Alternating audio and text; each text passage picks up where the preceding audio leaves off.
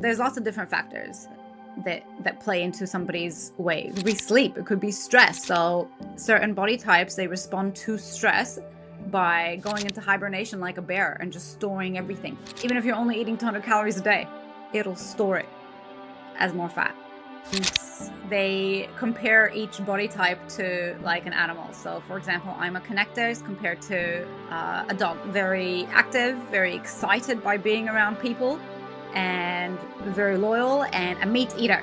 Meat. Yeah. And then they have other body types, like the guardian is compared to the bear.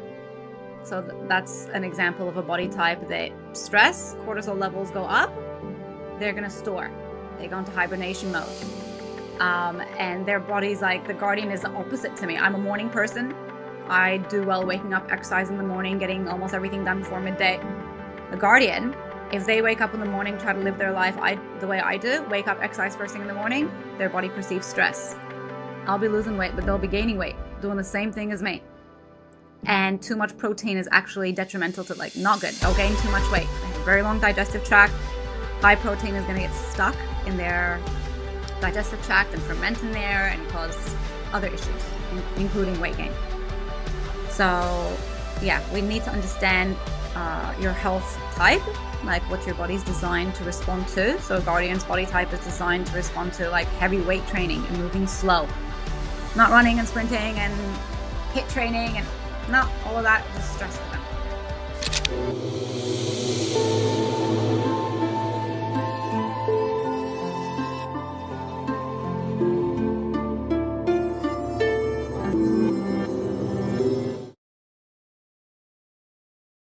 Hello, everyone. Welcome to Wellbeing In Me podcast.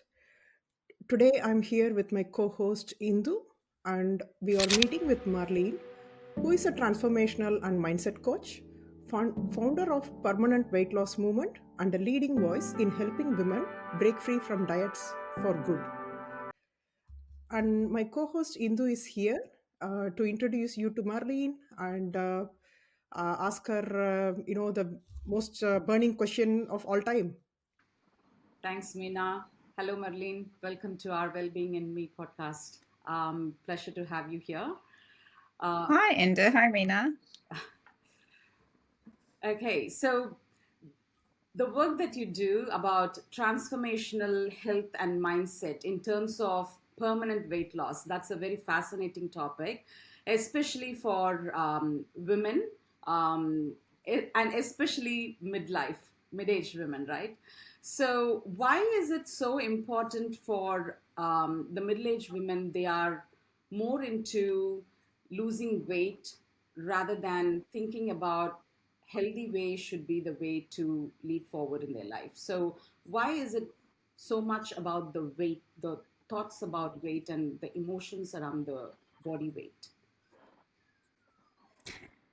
I think because we only look at the surface level of the problem, we don't really dig any deeper. We just look at the number on the scale and we look at the amount of food that we're eating, and we perceive that that's a problem and that's where all the focus should be. But these are actually not the problems, they're the symptoms of the problem. And so, what I specialize in doing is helping people get down to the root cause of why they put on the weight in the first place. So, usually that's emotional eating or binge eating or under eating.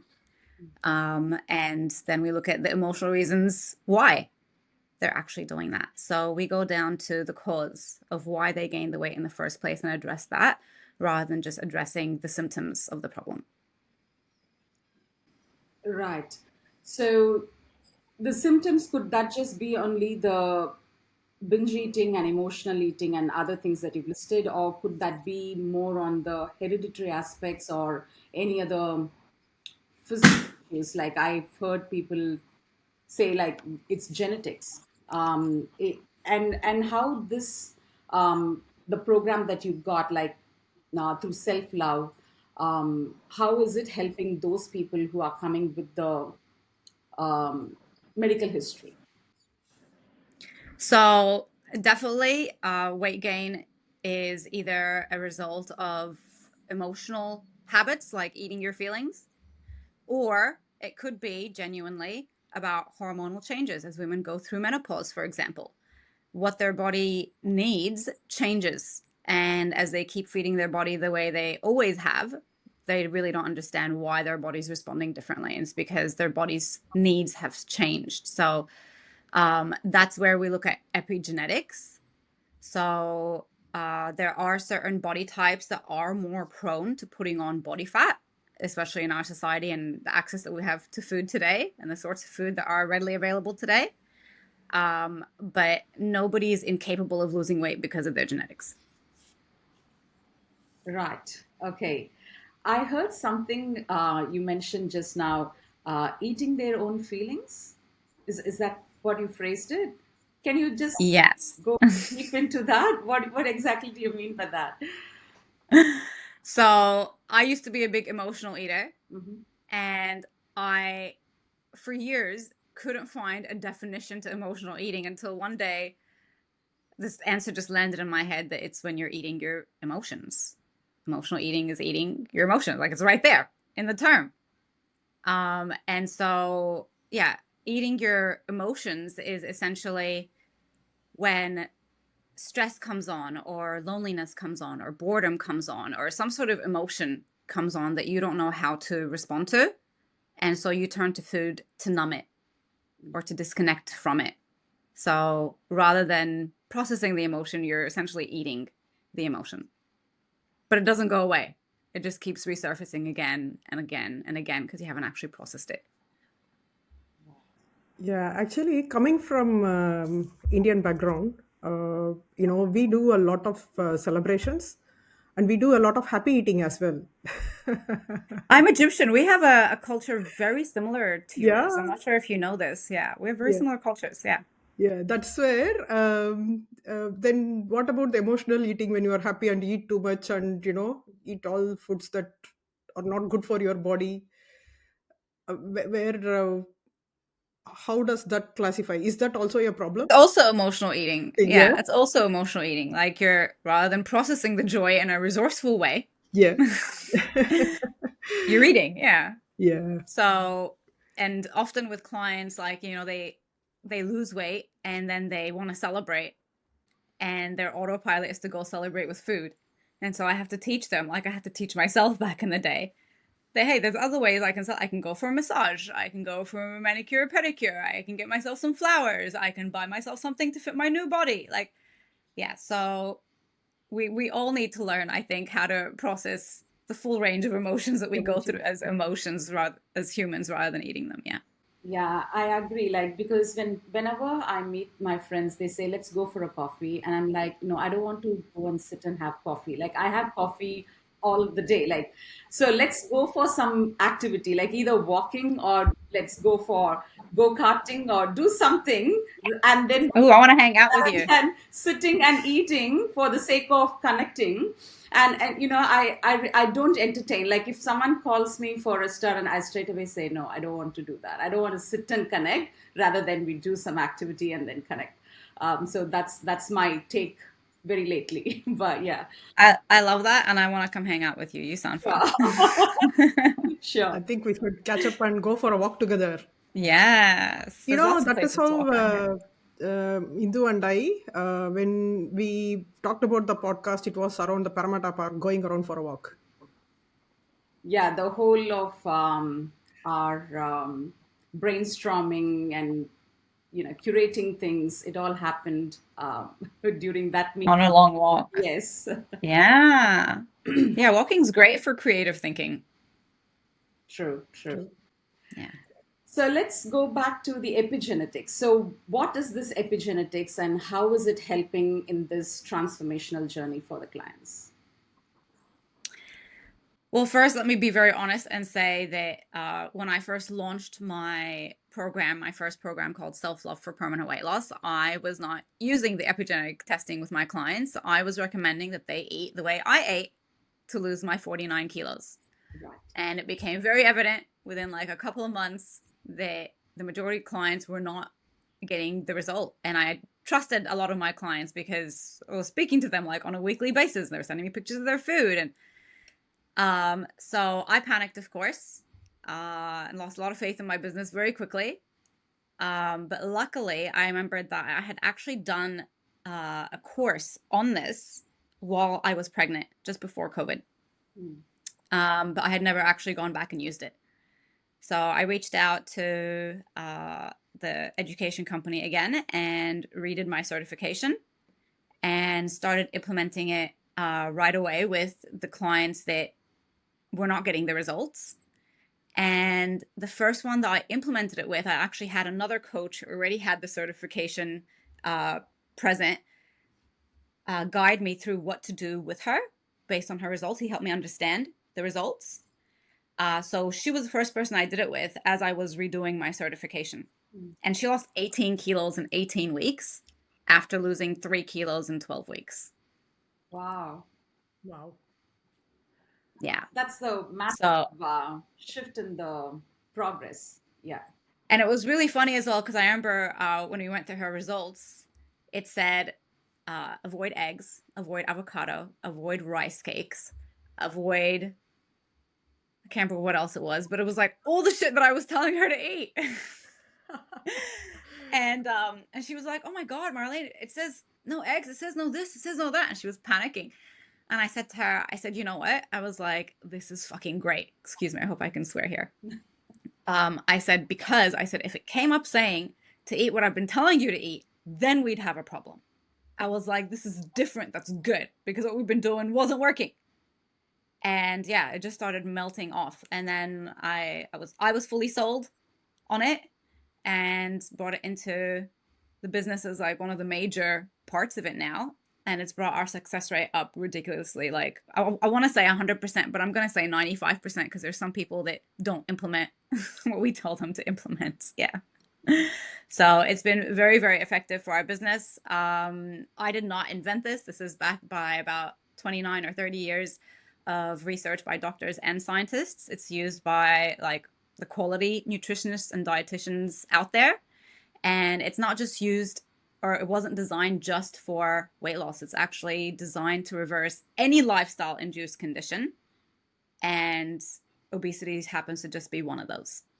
I think 90% of conditions or health conditions are lifestyle induced. So yeah, I promote it for this, but I've seen other people promote it as a tool for addressing other health conditions like gut conditions, for example. I've seen people specialize it towards that.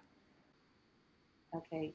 So I think that speaks volume because then it doesn't mean that if someone goes for the very popular diet, keto diet or paleo diet, it's not going to be suitable for everybody because according to epigenetics, it's kind of a customized way of what foods you need to, embrace in your dieting and what to avoid. It's kind of that. Is my understanding right?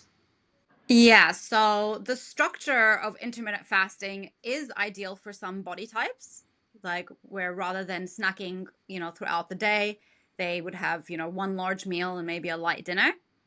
But that's still generic in that one, it's only going to work for about 20% of the population whose bodies respond to that. And two, they still don't have the specifics of what to eat.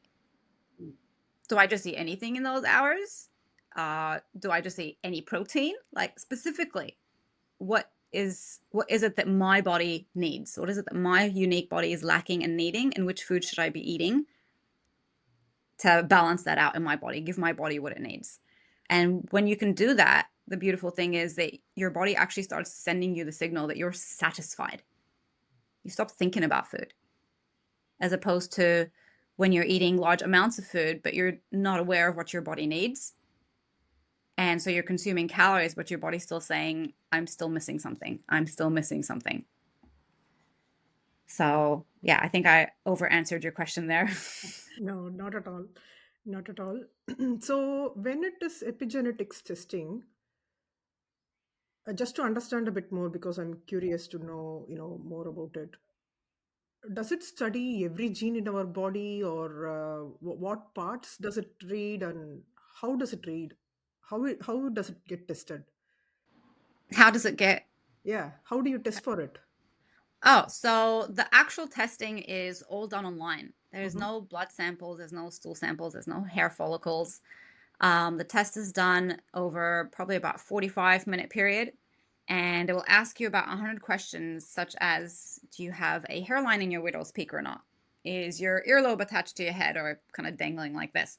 Is your ring finger longer than your index finger on one hand, both hands, or no hands? And it'll take you through 100 of these questions. Each one of these is a genetic indicator that tells us something about your body. And then it will ask about family medical history, if you've had any surgeries, any medication you're on. It wants to know the name, the dosage, the frequency. It wants to know what country you're in, what environment, like climate-wise, you're in, because all of this affects your body.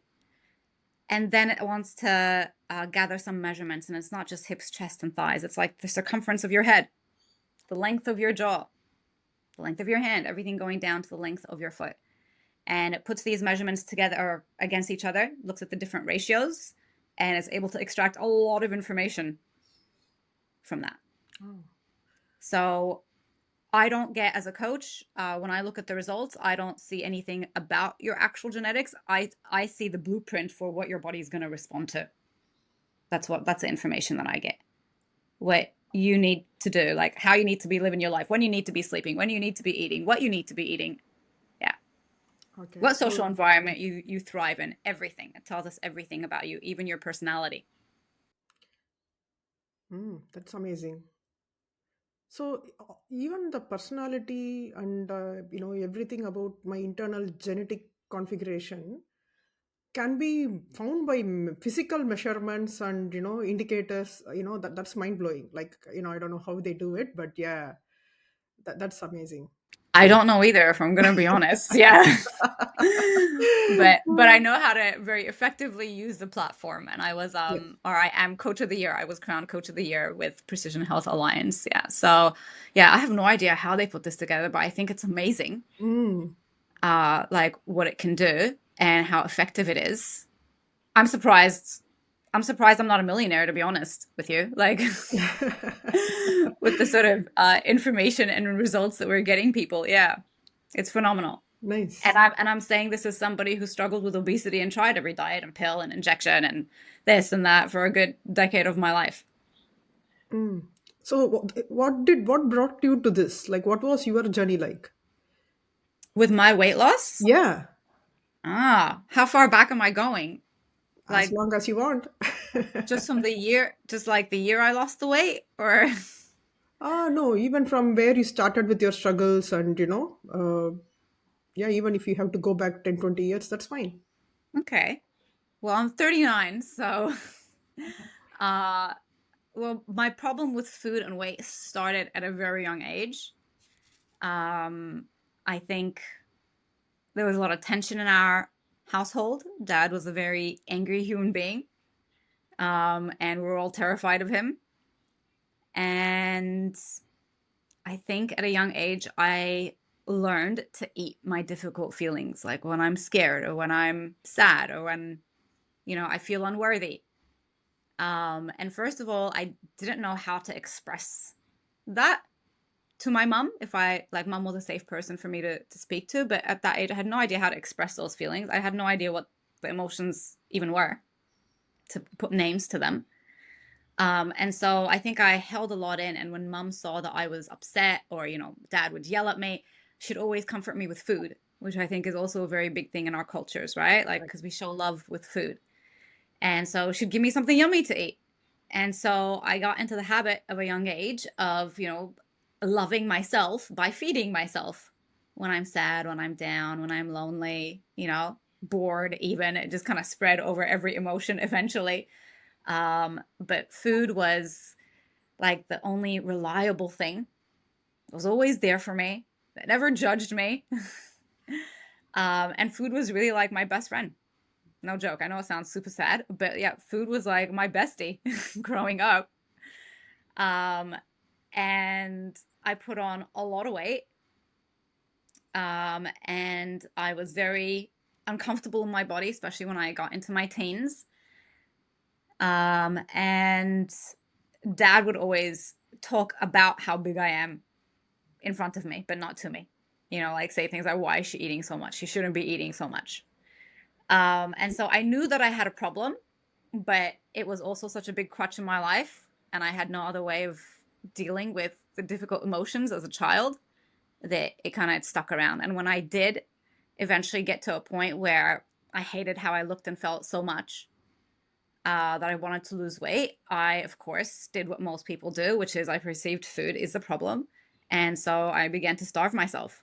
And I'd have like a boiled egg for breakfast, run for an hour, not have lunch, and then run for another hour and come home and maybe have like a chicken drumstick with some lettuce. Like barely 500 calories a day. And I'd lose weight. And then, of course, I wouldn't be able to sustain it. And I'd go back to eating. I'd regain all the weight, sometimes plus more. So I didn't realize that I was damaging my metabolism by under eating so much. And that every time I went back to eating the way I was eating, I was going to gain more because I just damaged my metabolism by under eating. So now I'm going to gain weight more easily. And so the more I dieted, the harder it became just to maintain what I'd lost. It felt like, if I just looked at food, I would gain weight. And yeah, I think I hit about 100 kilos, like triple digits. I can't remember how old I was, maybe like 16. And I remember being shocked because the last time I had weighed myself, I was 94 kilos, and I had been 94 kilos for a long time, and I was eating garbage. I had just kind of given up. I was like, fuck it. So I was just eating whatever, whenever. And every time I jumped on the scale, it was still the same number. And I remember thinking to myself, oh, maybe that's just my maximum. Great. Like maybe I could just eat now and that's it. And the next time I jumped on the scale, I was 100 kilos and I panicked. And on top of all of that, yeah, I was getting to that age where I needed to be married off. And I was getting into the gym at the time and starting to exercise as well, starting to, try to eat healthier instead of diet. It was still a struggle, of course.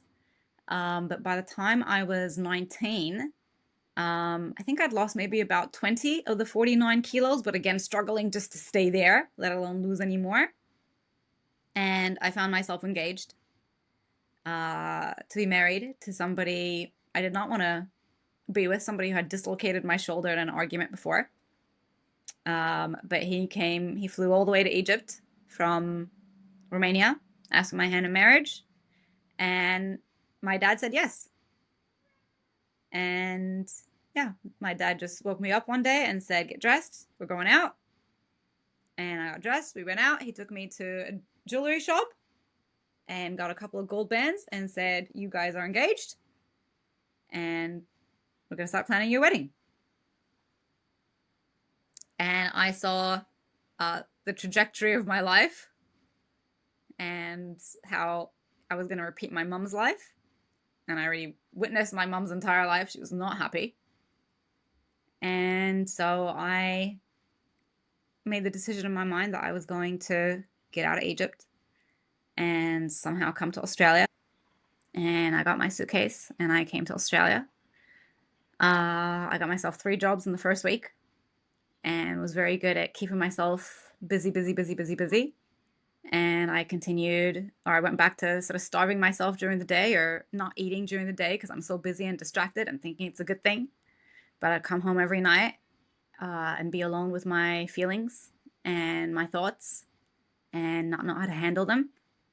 And so I'd turn on the TV and food would start coming out and I'd binge, put myself in a food coma and wake up feeling disgusting, hate myself, and then repeat it again.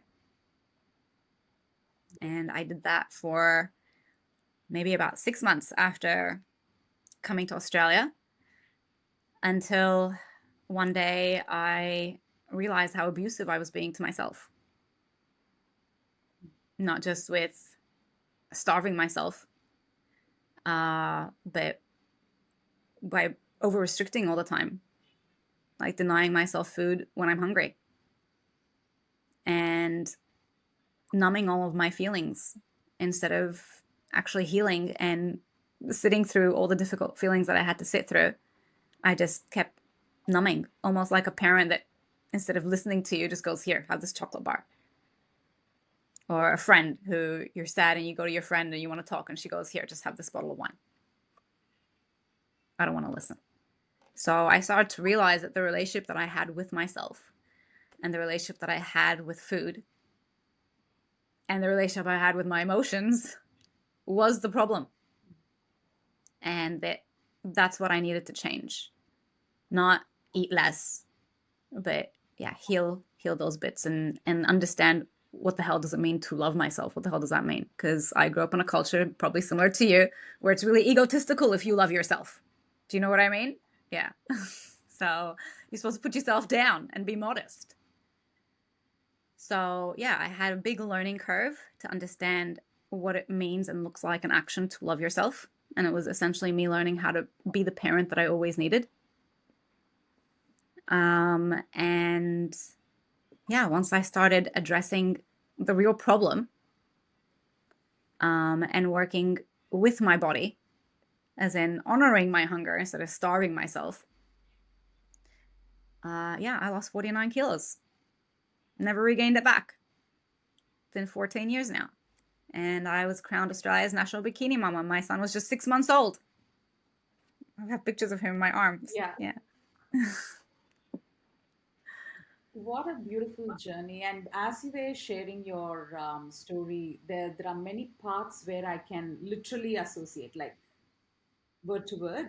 There were some parts in your journey that I could understand. And um, for you to come to a stage where you could understand that emotions play a major role and self-love is important.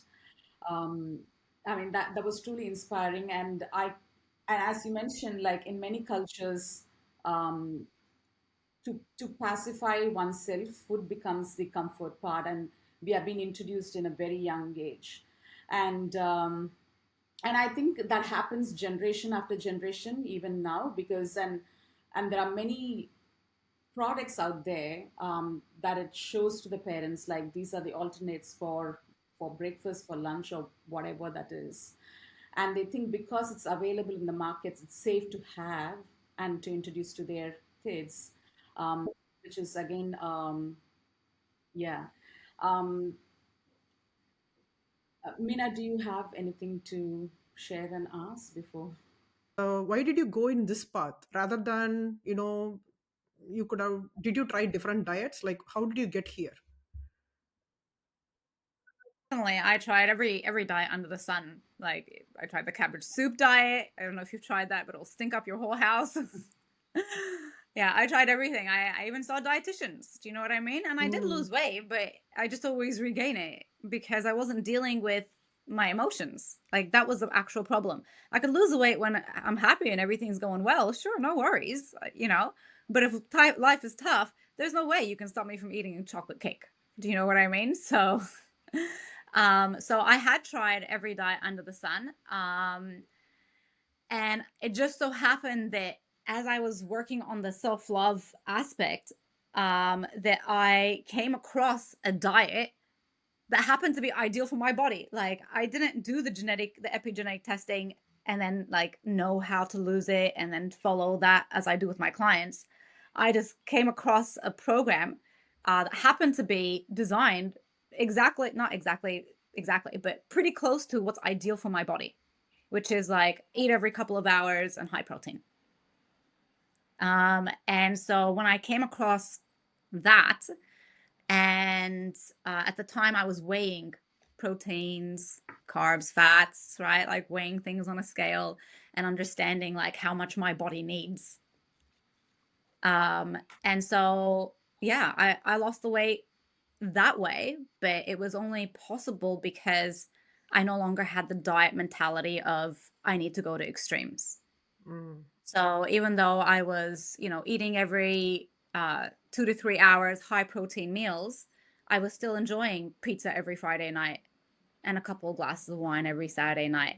So I learned to create balance because it was no longer coming from a place of I hate myself and I need to change. It was coming from a place of I love myself and I deserve the best. Like I deserve to feel good in my body, but I also deserve to have a bit of a life. Mm. And so, yeah, finding that balance and then learning how to emotionally self-regulate, those were the things that allowed me to keep the weight off. But I had not yet discovered epigenetic testing when I personally lost the weight Okay. because I lost this like 14 years ago. Okay. Yeah. But the epigenetic testing I discovered 3 months into launching my permanent weight loss program about 4.5 years ago. Okay. Yeah. So, would anyone who is struggling to lose weight, is the root cause always emotional, or could it be some physical root cause? Or, yeah. No, definitely can be physical. So it could be hormonal, it could be other things. It could be like thyroid related. There's lots of different factors that play into somebody's weight. It could be sleep, it could be stress. So certain body types, they respond to stress by going into hibernation like a bear and just storing everything. Mm. Even if you're only eating 200 calories a day, it'll store it as more fat. So yeah, it's not always just emotional. And the people that come in and it's more something to do with a condition that they have, they're the ones that tend to get results quite quickly. But the people that it's more emotional, that takes longer, a lot longer to undo. So when you're talking about body types, are they like what are the type of body types that you can see in epigenetics? So yeah. So they group them into 6 different categories. And they compare each body type to like an animal. So for example, I'm a connector is compared to a dog. Very active, very excited by being around people, and very loyal, and a meat eater. Meat, meat, meat, meat, meat, meat, meat, meat, meat. Yeah. And then they have other body types like the guardian is compared to the bear. So that's an example of a body type that stress, cortisol levels go up, they're going to store. They go into hibernation mode. And their body's like, the guardian is the opposite to me. I'm a morning person. I do well waking up, exercising in the morning, getting almost everything done before midday. The guardian, if they wake up in the morning, try to live their life the way I do, wake up, exercise first thing in the morning, their body perceives stress. I'll be losing weight, but they'll be gaining weight, doing the same thing as me. And too much protein is actually detrimental to, like, not good. They'll gain too much weight. They have a very long digestive tract. High protein is going to get stuck in their digestive tract and ferment in there and cause other issues, including weight gain. So yeah, we need to understand your health type, like what your body's designed to respond to. So Guardian's body type is designed to respond to like heavy weight training and moving slow, not running and sprinting and hit training and not all of that, just stress for them. Slow, heavy weights in the afternoons or evenings is ideal. So understanding that is really, really important to getting people results. Do you know what I mean? Because you don't want your clients efforting, but doing the wrong thing for their body and not getting any results, which is what was happening at the start. Because I recommended everybody train in the morning. Everybody have high protein and eat every 2 to 3 hours. Yeah, I was recommending what I did that worked for me. And so, yeah, I had to go through a big learning curve as well when I wanted to help other people that, oh shit, not everybody is like me. But luckily, yeah, I have this platform, so I don't have to guess. Okay. So the question is, so which means then, in general aspects, we talk about when, especially when someone is aiming to lose weight, they say low carbs, high protein, and then moderate fat, if that could be the proportion. Is that still recommended with the blueprint of the epigenetics? Like while you also say these are the foods that you can have or not to have, does this type of proportionate of proteins, carbs, and fat does still apply, or is it going to be a different proportion for them or ratio? Yeah, it'll be different. So what is recommended out there in the diet industry, and if you Googled it and said, how many grams of protein should I have each day? It will tell you to have a gram of protein for every pound that you weigh. So if you weigh 200 pounds, it wants you to have 200 grams of protein. If you weigh 120 pounds, it wants you to have 120 grams of protein. That's great for a connector body type. For me, right? Meat. Happy days, right? But for a guardian or even a diplomat, if they eat that much protein, they'll be gaining weight. Those bodies are designed more to lean towards vegetarian. So when we talk about self-love, this is probably my own personal way to understand. Why is it for women a need or a must for them to lose weight when it comes to self-love? Now I'm thinking like, okay, if I have to accept myself completely, so let me be, so be it. Like, why would I have to go through that, regardless of whether we have blueprint or not? Like, any talk. So because it stressed myself a lot when, as you were talking about, you were sharing your story. I was like, yeah, I have been through liquid diets from the age of 19, and thereby I have done many diets. I've lost weight and regained weight, and it was such an emotional trauma for me that I finally thought like I shouldn't be following any diets regardless of what my body weight is. I'm happy with my body weight. All I need to do is to work on a healthy lifestyle, in the sense how to be more mobile than and strong as I age, but not really focus on the diet. So as soon as I hear women say about losing weight or dieting, I kind of repel myself not to be in there. So, yeah, just for my understanding, why is it so needed? Like self love, just accept yourself and move on. Why weight is still a role or a part in their life? I have a very different definition of self-love and body positivity. So I know that it's popular out there. Body positivity is like accept your body, right? Yes, we need to accept our body. Stop beating your body up for how it looks or how it's responding to how you've been treating it. But I disagree that self-love is settling. I think self-love is wanting the best for yourself. And I believe that God designed our bodies to be perfection, and that anybody who tells us that's unrealistic is lying to us. So I believe that whether you're 40, 50, 60, your body can look the way God intended for it to look. And I think that us honoring our bodies and loving ourselves means wanting the best for ourselves. So that's my opinion and perspective. Did that answer your question? Yeah, sure, it does. But I don't think that it should be about the weight. Like I always tell people, like, you're not going to love yourself when you lose the weight. You need to love yourself to lose the weight. So the weight loss is just a byproduct of improving your relationship with yourself and how you care for yourself. Yeah, I now resonate with that. Yes. Yeah, like I feel so when I was 49 kilos heavier, people definitely treated me differently. People treated me so much nicer after I lost the weight. It was shocking. Everybody wants to do stuff for me. Do you know what I mean? Weird. Before, people wouldn't even notice me.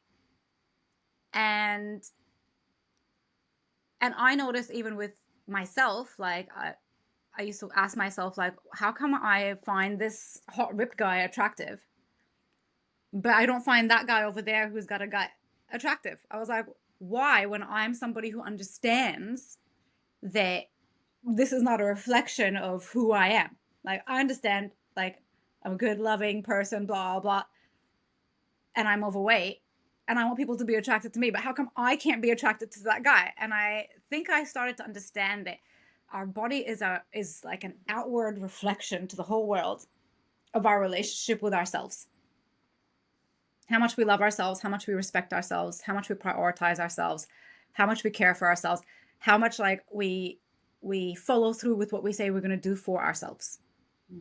And so I think on an unconscious level, when we see somebody who's in great shape, unconsciously we believe this person loves, respects, and looks after themselves, and therefore they can probably help look after me. Does that make sense? Yes. Yes. Yeah. That's what I think is going on unconsciously. That our body is a reflection of all of that. And that's what people are unconsciously picking up on. That's what makes us attractive. If you have control and you look after yourself and you respect yourself, that's sexy.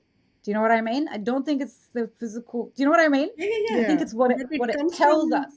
yeah, I don't know if it comes from societal conditioning as well. What if there is a culture where everybody above 100 is looked at as awesome or amazing? And I don't know. I There feel it's there just was a, a time yeah, there was a time when it was really attractive to be voluptuous. And today, like booty is in. Do you know what I mean? Like yeah, the bigger the booty, the better. Yeah. yeah. So, yeah, some parts of it comes from the societal, yeah, part. Yeah. Yeah, I think back in the day it was a sign of wealth. Mm, Today it's no longer a sign of wealth, you mm, see? So yeah, it's our programming as mm, well. mm.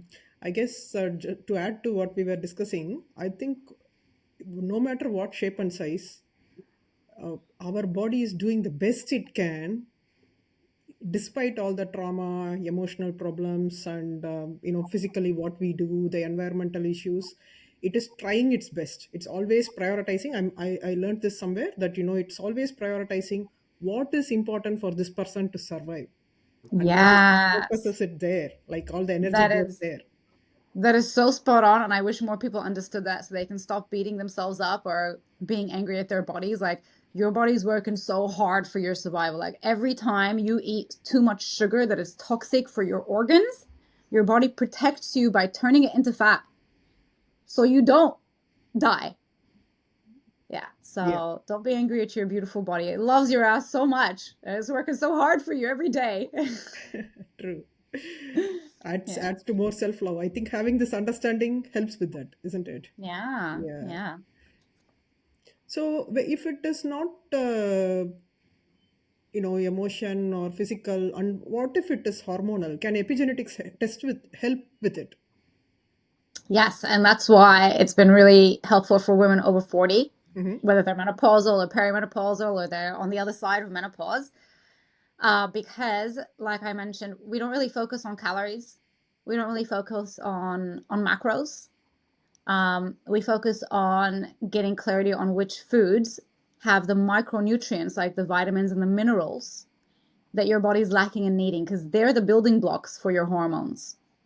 So, giving your body the building blocks that it needs will enable your body to balance out your hormones naturally. No HRT, like hormone replacement therapy. Like a lot of people as well, they're saying, "Oh, have high protein, so your body can produce more estrogen." Yeah, okay, but which protein Protein, yeah. specifically? Yeah, which one? Like salmon and beef, very different, right? Yeah. Mm. So, but our hormones will keep changing throughout our lifespan, right? So, how do Yes. we track that? Like, would you change the diet and what you are doing often, like with the testing, with the epigenetics testing? So like I mentioned earlier, every 4 weeks Uh, we redo measurements. So as your measurements shrink, we update. We put the measurements back into the app. We don't redo the entire test because your eye color hasn't changed, your height hasn't changed, that stuff hasn't changed, right? Just the measurements. We input that, and again, it puts the ratios up against each other to get clarity on what's happening in your body, your hormone levels included, and your health as well, just overall health, what's improving, and then it spits out the new information. So it's not like things change drastically, but options start to open up. So at the start, it may have some restrictions and say avoid these things for now. But as your health improves, the options start to open up and go, oh, you know what? It's okay to have beef now. Yeah. So, Marleen, now what we have shared, what you have shared for now is like, okay, self love is one aspect, and then epigenetics on the body weight management. Um, for someone to, because we all know, especially for women, bone density is something that depletes as we age. So, is there anything that you do in your program for them to, strengthen their bone density? And And I think you coming from the space of bodybuilding, you know the importance of how much core, is important. So what are the things that you talk about in your program for the women to have the core really strong and working on their bone density? So we actually do live workouts 3 times a week. Right. I run them myself, so that we can address those things. So especially for women over 40, even just after 30, like if you don't use it, you lose it. That's in terms of muscle. And yeah, bone density is very important. This is all about, it's literally all about like maintaining mobility and physical independence as we get older, because the more muscle we have, the longer we're going to be physically independent. So it's about maintaining all that mobility and muscle strength. And yeah, core work, it's about 30% of our workouts every day as well.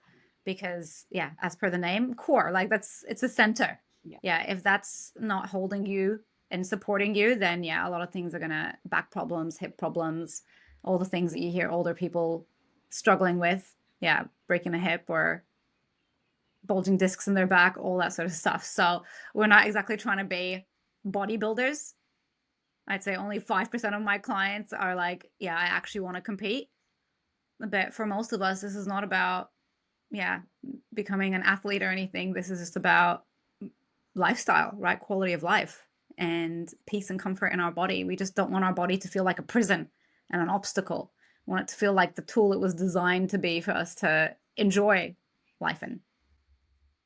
Okay, perfect. So probably this is coming from a place to understand the bit more clarity. So you mentioned like there are different body types where they need to do certain exercise in the morning and they shouldn't be doing. So the floor exercise, what you've been doing, is it common for everybody, or is it like depending on the body types you then customize and alter it?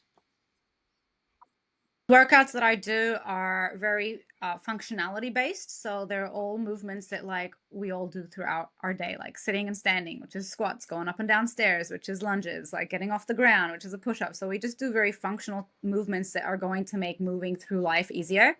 So they work for any health type, but the time of day that you're exercising and the intensity with which you're exercising, yeah, that's going to depend on your health type. So I run the workouts at a particular time, but they're recorded and people can watch them at the time that's right for them to be doing the workouts. And having said that, for some people that come into the program, they haven't exercised in years, and that sort of workout might be too intense for them. And we might just tell them, you know what, let's just go for a walk. Or even sometimes we say, just dance to a 3-minute song. And then we build on that. Yeah. Well, it needs to be fun and enjoyable, right? Otherwise, they're not going to do it. And yeah, we just help them build.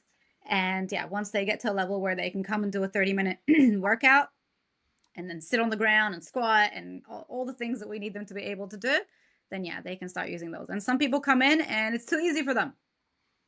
And then we put together a program for them to do, like at the gym. So yeah, obviously it has to be tailored to not just your health type, but also where you are in your fitness journey. So for our audience or anyone who is watching, how do they reach out to you? What do you offer to them if they are new clients, curious to know how it's going to help them? Well, they can find me very easily on Facebook and Instagram, just with my first and last name, which I'm sure you'll be sharing with them, Marleen Mour.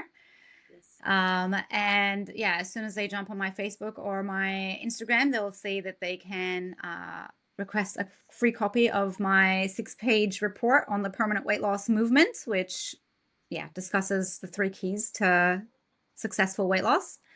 And they can also come to our free masterclass, which is on the 10th of February at 7:30 p.m. Sydney, Australia time.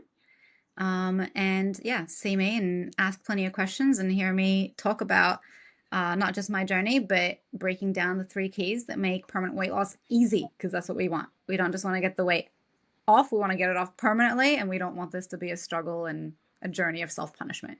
So yeah, this is where I break things down for them and take them through prices if they're interested in coaching or anything of the sort. So if they're looking for more information, that's the place to go. Very Thank nice. you. Is there anything that they can like? Yeah, one thing is to approach you, but is there anything that the mistakes or the the wrong notion of the body weight. So is there something that they can do even before they come and join in your space? Is there like a tips or something that they can follow at home? Oh, any tips? Yeah. The biggest tip that I can give you now that won't matter, like irrespective of your health type, that changed a lot for me was understanding that people who tend to wait till they're famished tend to be the ones at an unhealthy weight. That if you postpone eating when you're hungry, when your body goes, hey, I'm getting a bit hungry, and you ignore it or you postpone it, that you're more likely to be somebody who then eats to the point of uncomfortable fullness. And that studies have shown, yeah, people that sit between famish and uncomfortable fullness on the both ends of the spectrum, the extremes, tend to be overweight. And that people at a healthy weight, never famished, never uncomfortably full. As soon as their body goes, hey, I'm getting hungry, they go, no worries, let me get you something to eat. And their animal brain never switches on, so they never binge, and they can recognize when they're comfortably full and stop there. And again, studies found people that stay between polite hunger and comfortable fullness are at a healthy weight. So I would leave your listeners with the suggestion, or the reminder actually, that your body's giving you signals, just like you know when you need to pee. Your body is also telling you when you're hungry. It's even telling you what you're hungry for if you really pay attention. Yeah, it will tell you. Oh, I'm craving steak. Oh, I'm craving this. I'm craving that. It will tell you exactly what it needs. So, yeah, tune in more and stop being so damn distracted. Yeah, tune in and ask yourself, am I hungry? And if you are, honor that and go feed yourself, please. That's a great tip, That's I guess, and I completely agree. Like whenever I delay my eat timing and then I go, I tend to eat a bit more than what I do normally. As you're saying, like, yeah, that makes a lot of sense. So that's a wonderful tip. I think everybody can, and I think it's more about being self-aware and being a bit more intuitive on understanding what food, like that part I haven't explored. Probably I should pay more attention to myself. What is that my body is craving for, which particular food? So Yeah, tune in and just ask yourself, like in the third person, be like, hey, Indo, you hungry? What do you need? What do you want right now? Just ask yourself. Yeah. sure.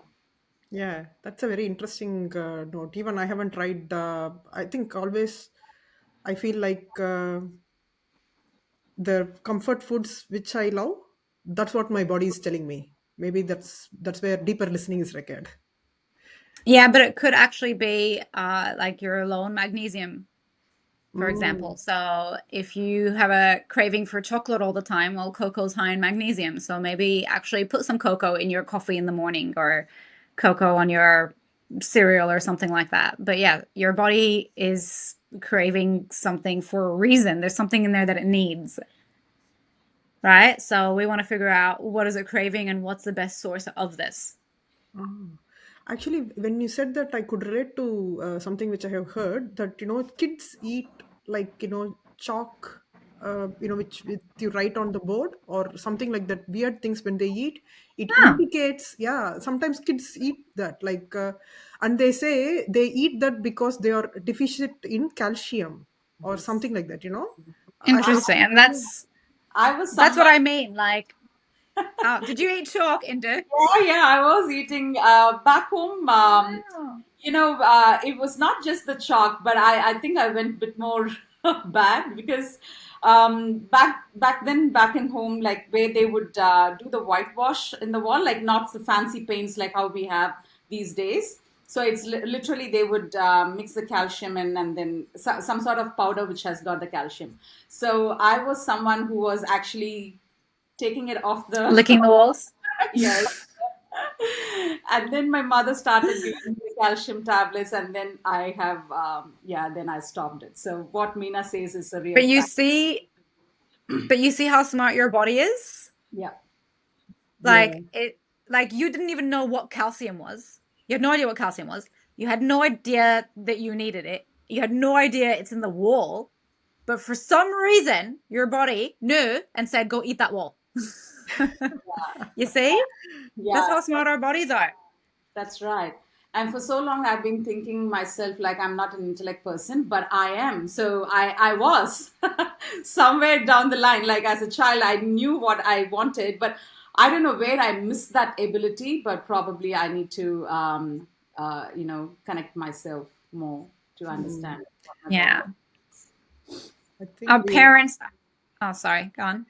I was just going to say, as kids, I think we intuitively know what our body needs, but as we grow up, we get conditioned to think in a certain way, which changes, we are misreading our body. That's what Yeah, happens. because we get so many do's and don'ts and rules, and even with our parents, if they say you're not leaving the table till you finish eating everything on your plate, like that's ruining our connection to our bodies. Do you know what I mean? Like when my son says, "Mommy, I'm full," I go, "Okay, honey, put your plate away. Like just wrap it up, and then if you're hungry later, come back to it." But yeah, I don't push because I know how much it ruined my relationship with food. You know what I mean? Like I couldn't leave food on the plate. I had to teach myself how to leave food on the plate when I'm full. Hmm, Mm. important. I think that brings us to a close. Thank you so much, Marlene. This has been a fantastic discussion with you, where Indu and I, we have learned so much about learning from your body, what signals your body gives, how our genetic makeup is there, and what can you do with epigenetic testing, how to self-love, despite any challenges someone might have, how they can learn to love themselves, which all automatically leads to weight loss. It's amazing learning. I'm sure a lot of people will resonate and apply in their life, and they will reach out to you. Yeah. Yes, I hope so. And this was a very fun conversation with you girls as well. Thank you for making it so fun and casual. I appreciate you. Yeah, I believe after someone listens to this podcast, they wouldn't feel like weight loss is something out of reach, or self love is not something that a woman can not embrace in her life. It's all possible, and as you rightly mentioned, Marlene, self love is not to settle, but then be the best version of yourself, and whichever way that it resonates for that individual, be the best version of yourself. So that was a very good discussion. I really enjoyed this particular episode because it's really close to my heart. I know how much roller coaster I've been in this. So yeah, pleasure having you. And there would be an opportunity where we will dig deep dive in the later stages. So yeah, pleasure having you here. Happy days. Thank you, ladies, for Thank having me on your you. show. Thank you so much. Thank you.